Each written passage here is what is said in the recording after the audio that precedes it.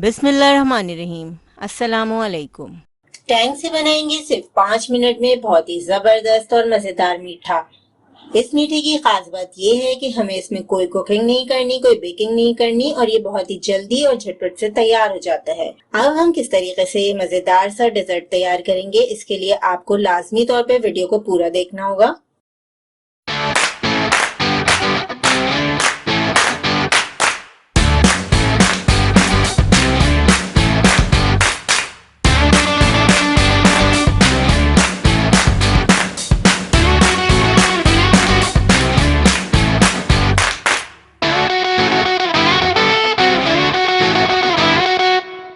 एक कप हमारे पास whipping cream है।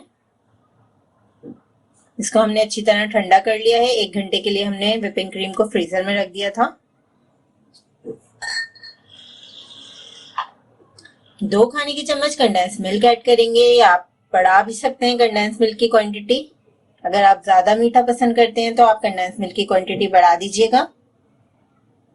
क्रीम और कंडेंस मिल्क को हम व्हिप करेंगे। हैंड विस्क की मदद से हम व्हिप कर रहे हैं क्रीम को। 2 से 3 मिनट हमें व्हिप करना है क्रीम को।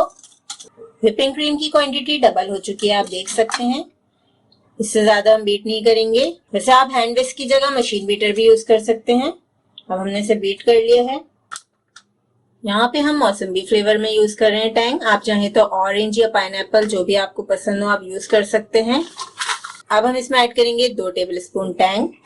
बहुत ही मजेदार फ्लेवर है टैंग मौसम्बी का। हमें ये पसंद है तो हम ये यूज कर रहे हैं। अगर आप चाहें तो आप इसकी जगह पाइनएप्पल, ऑरेंज, कोई भी फ्लेवर यूज कर सकते हैं। टैंग ऐड करने के बाद हम इसको मजीद बीट करेंगे।